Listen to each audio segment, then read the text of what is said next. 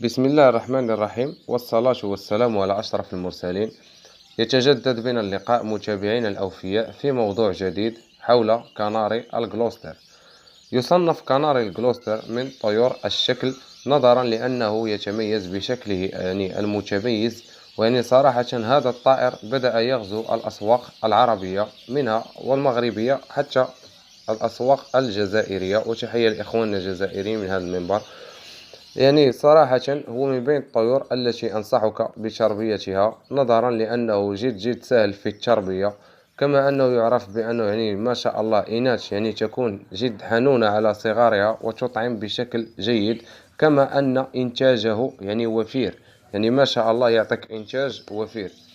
يأتي طائر الغلوستر أو كناري الغلوستر بنوعين، مقنبر وغير مقنبر، أو كما يحب البعض تسميته كونسرت وكورونا. بمعنى المقنبر يكون لديه شوشة أو ريش ريش على رأسه نازل على العينين يلامس مؤخرة المنقار، بينما كورونا يمتاز بأنه ليس لديه ريش كثيف حول الرأس كما تشاهدون في الفيديو.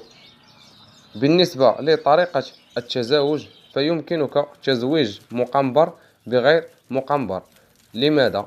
سأشرح الأمر بالتفصيل. لأنك إذا قمت بمزاوجة طائر مقنبر مع مقنبر، أو مقنبر مع أو غير مقنبر مع غير مقنبر، فسيكون الناتج أن جزء من الفراخ سيموت، أو أنك ستحصل على فراخ صلعاء أو فراخ ذو قنبرة مشوهة، وممكن فراخ ذو جينات سيئة.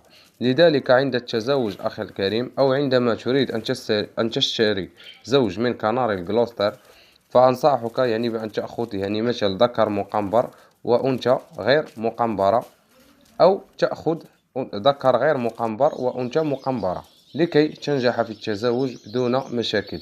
بالنسبة لمواصفات السلالة النقية، فكما تلاحظون في الفيديو إذا كان مقنبر تجد أن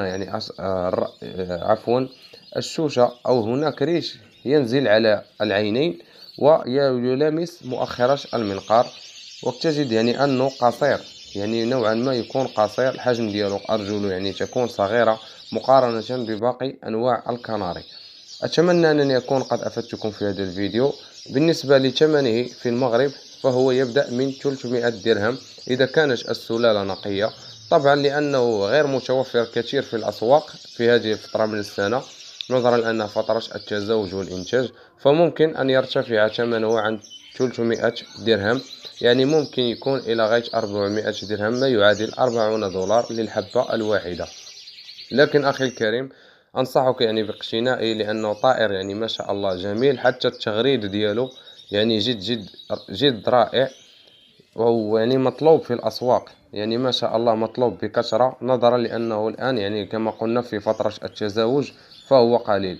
لذلك أنصحك من الآن بشراء فراخ، تقوم بإعدادها للموسم القادم لكي تنتج منها وتقوم ببيعها بثمن جيد.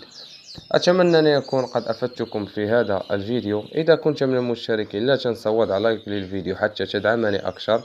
إذا لم تكن من المشتركين فاشترك حالا ليصلك كل ما هو جديد. دمتم في رعاية الله وحفظه.